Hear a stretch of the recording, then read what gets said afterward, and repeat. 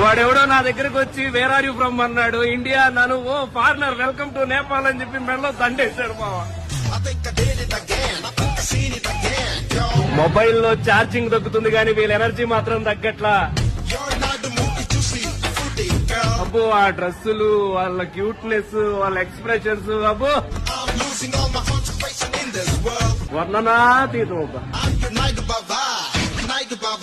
rocking నంగనాచిలా నడుమూపి నల్ల తాచుల జడ చూపి